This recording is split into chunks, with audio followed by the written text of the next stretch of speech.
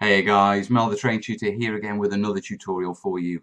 And following hot off the heels of how to texture, terrain bases with filler, we're going to be looking at how to texture large terrain boards with filler and how to get a realistic texture.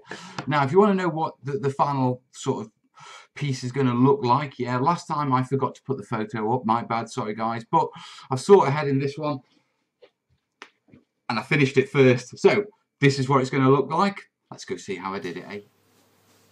So what we've got here is a 2 foot by 2 foot piece of MDF which is 12mm thick. And I recommend sort of 12mm for terrain boards, because anything lower than that, and the moment you start hitting it with watered down PVA and glue and stuff like that, you're going to get warpage. 12mm is pretty good to resist warping, okay? I'm planning on putting flock and that sort of stuff on this board as I go on, so I've got to keep that as in consideration. But benefit of using filler for doing texturing on base boards is, well, mainly, 1, it's easy to apply, 2, it's quick drying, 3, and most importantly, is it's shrinking. It doesn't shrink like glue does, or there's incredibly little shrinkage. Any shrinkage there is would appear as very, very microfine cracks. I've never seen it, to be perfectly honest, but that's how it would appear. Okay, now this is standard filler. Now obviously I can't just stick this on. So what I'm going to do is, I'm going to pour some water in this. So I've got a bowl here with some cold water. I'm just going to pour some water in there. And basically I'm looking to just about cover the top surface. Let me bring it up so you can have a nose. Okay. Can you see that? Just covering. And what this does is it lets me mix it up with my brush and apply it much like a very thin down paint. And over time, we'll use the water, it'll go down, it'll get thicker. Okay, now I'm only using a cheap nylon brush for this. It is a nylon, it is a nylon brush. And all I'm going to do is use it to get a basic covering down and to seal it. Okay, MDF does soak up moisture. Okay, but putting water down, filler on it will seal it. Look at the bristles coming out of this brush. Cheap and nasty. I'll just scrape those off as I go. But as you can see, all I'm basically doing is just giving it a very quick coat and getting moisture on the board. And the reason for this is that when I add more filler, as long as it's moist, the filler will just dissolve, it'll make it easy to spread. Okay?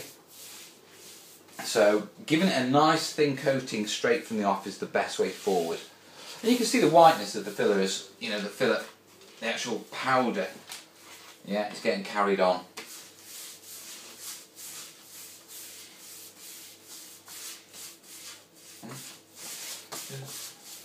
And yes, it is messy, which is why I've got the paper down, even though I'm working on a glass table. It just keeps it a bit cleaner. And I've also got it propped up, and I've got it propped up on a couple of paint pots. Now, the one in the centre is just helping with any warping issues. If I didn't have the one in the centre, then what would happen is that it would dip naturally in the middle. And obviously I don't want that.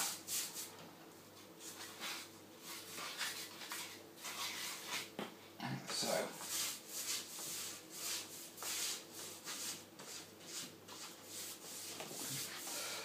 now it's got a smooth coat on, what I can start to do is add filler to it. So if I bring this up, you'll see that most of the moisture has gone out of that now. There's only a little. So I can start scraping thicker filler. Like that. That's in shot. And then because the water's already on there, it just applies really nice and easy. Now I have played around with mixing painting with it, I have played around with mixing gluing with it.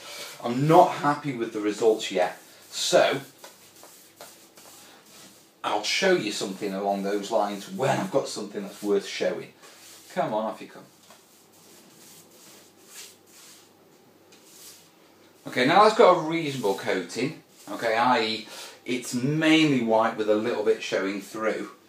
Okay, next thing to do is very quickly go around the edges.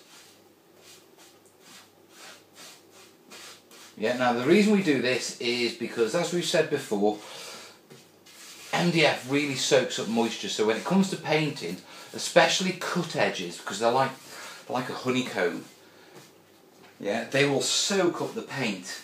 And so what we're doing is just running watered down filler across these edges. That'll go in between all those gaps, and that will seal that, so that when it comes to painting we can just give it a nice smooth coat straight over and not have to worry about that paint being absorbed by the MDF. So I'm very quickly going to go around the edges. Right, the edges are now done, okay, and we're starting with the first stage of stippling. And what I'm doing for this is, with my brush, I'm just getting a good healthy dollop on, yeah, and I'm literally just starting to stipple. Yeah, take it all the way up to the edge. Make sure you keep adding, yeah, not just not just stippling what's already there. Get a bit extra in. Now, if you drag your brush, you'll get lines, okay? Lines, when you dry brush them, are really obvious, so you've really got to keep that stippling action, yeah? Don't avoid any lines. Don't avoid any lines, for God's sake. Yeah, just avoid any lines. Yeah, you'll notice that as I do it, it sort of soaks. Yeah, and that's because it's still a bit wet. Yeah, but we're going to be hitting it up with another layer after this is completely dried anyway. So that's okay.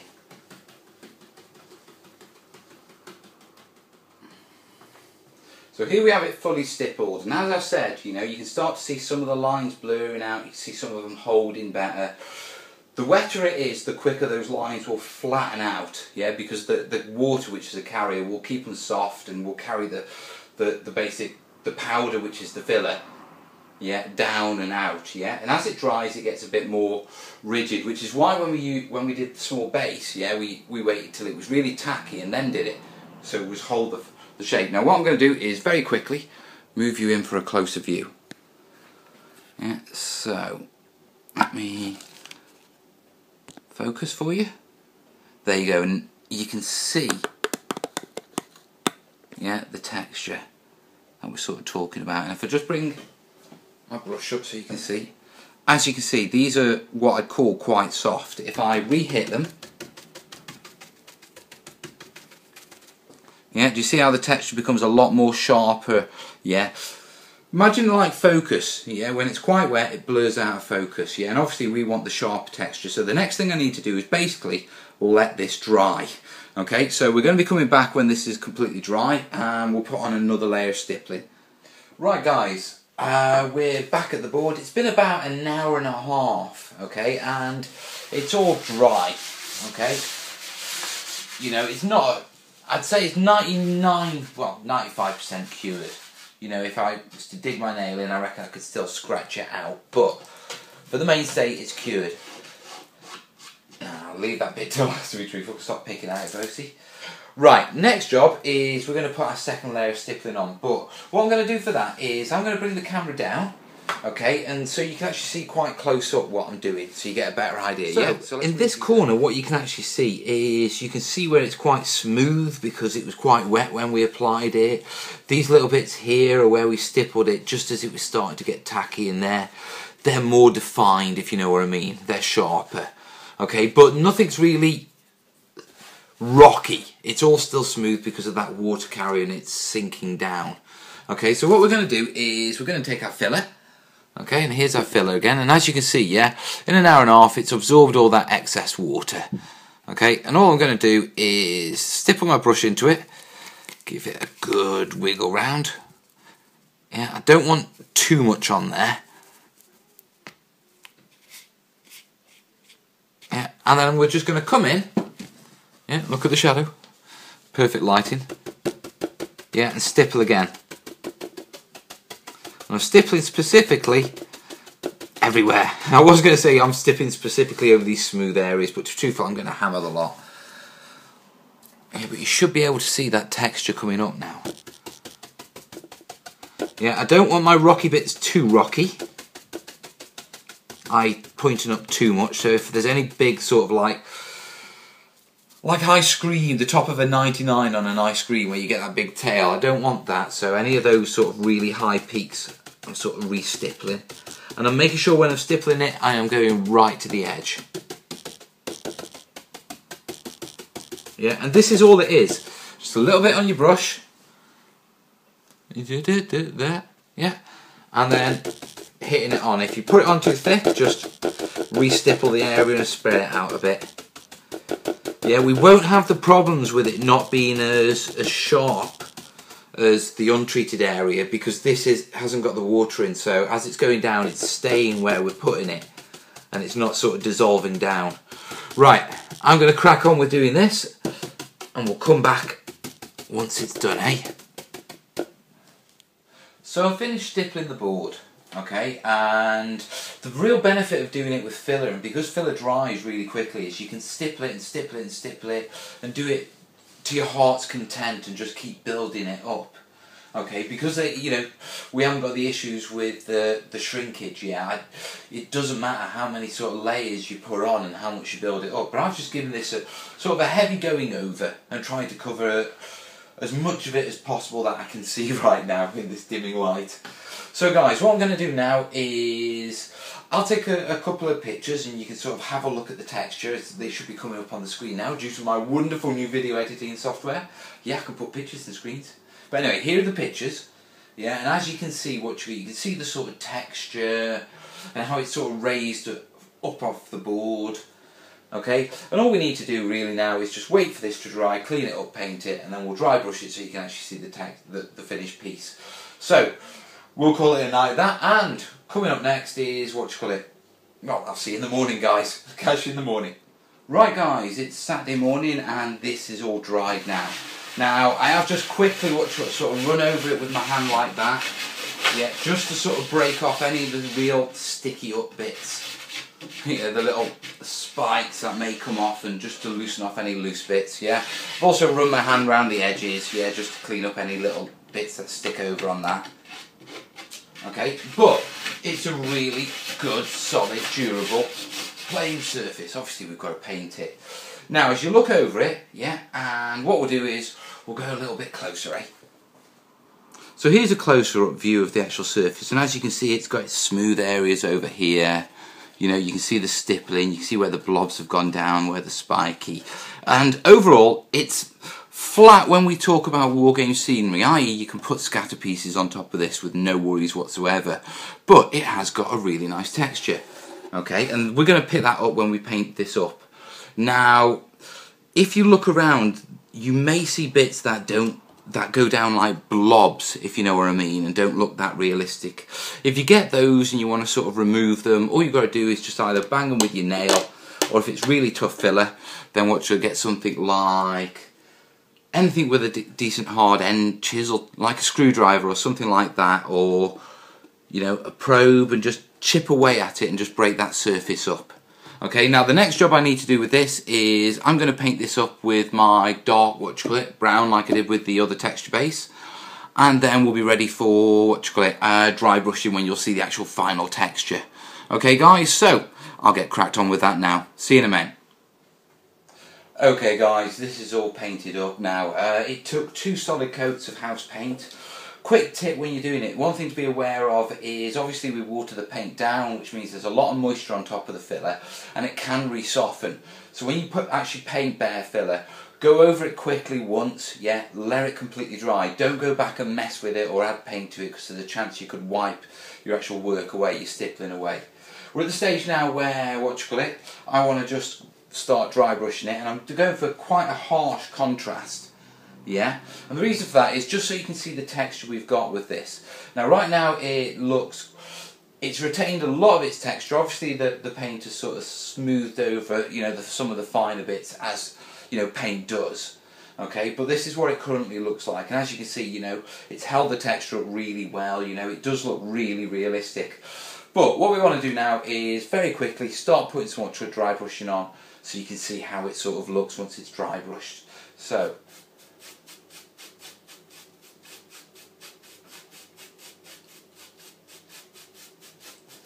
you should be able to see the texture coming out already. Yeah, I am getting a few streaks, don't worry about that, it's only a test piece. Yeah, and we'll skip ahead to once this is done, I can show you the finished article. Right guys, here's our finished textured dry brushed up piece. Okay, now first and foremost, forgive the paint job, guys. Yeah, high contrast, what's got dry brushing over a large area rarely looks pretty, but it does show off the texture. And what we've been left with is a really good, organic, natural sort of board texture. Yeah, it's flat in the sense of gaming purposes, and what I mean by that is, yeah, you can put scatter bases on, there's no rocking, there's no big gaps underneath. Okay, the peaks rise up possibly about a mil and a half at most. Yeah, and it's really durable, you know, it'll take some hammer. Now, I would recommend finally sealing this off. You can seal it with a thin watered down layer of PVA, or matte varnish should do it. Give it a coat of matte, either with an aerosol can or through an airbrush if you've got one. Yeah, just to sort of protect the playing surface. Or if you're going on and you're going to be putting flock on, which that's my intention. This is actually a sort of a test working piece, so I can brush up my skills with static grass, to be perfectly honest. But yeah, if you're going to carry on, then don't worry about that, because you'll be sealing it later anyway. Now, as I said, yeah, zero warping. There is no warping along these edges at all. Yeah, none of the corners have raised up, which is perfect. A couple of people off the back of this video said, you know, how would you blend rocks, etc. in with this technique? Yeah, and I hadn't actually planned on doing boards or anything like that. It was just to show off the technique.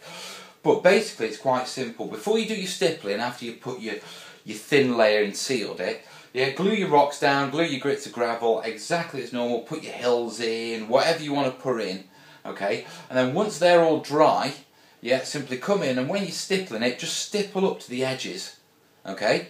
And just stipple over, and that will blend it in. Now, once you've blended it all in, and just as it's starting to harden, get a damn fine brush, and what I mean by fine brush is, say, 1/4 of an inch, yeah? Proper stable hair, something nice, yeah?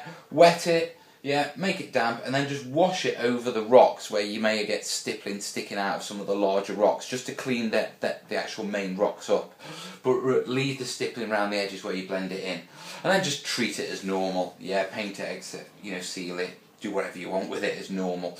But that's how you blend in. That's how you'd actually blend in pieces.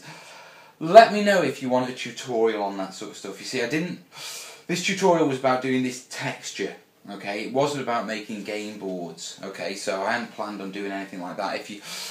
I'm waiting for someone to commission me to do a proper set of game boards before I do a set of tutorials, because I don't have the space to store them. But if you do want a quick tutorial on how you blend rocks and stuff into this technique, let me know in the comments, guys. Right, just to follow up, like I say, this is going to be a test piece for me to do other stuff, so expect to see this in the future. You know, my old flop sort of test pieces are looking a bit thin at the minute. I've got more stuff coming up. As always, like the video if you've liked it and you found it helpful. Yeah, share it if you think you know someone who'd find it useful. Most importantly, get down in the comments. Yeah, let me know what you think. Ask any questions. If you've got any tips for improving it, or you've got an experience with this, put them in the comments, guys. Yeah, and as always, you know, I always reply to my comments, so let me know. And I'll see you soon, guys. I think that's the easiest thing to do in this situation, because I'm rambling. Listen, have a cracking day, guys. Yeah, all the best, and I'll see you soon. Ta-da.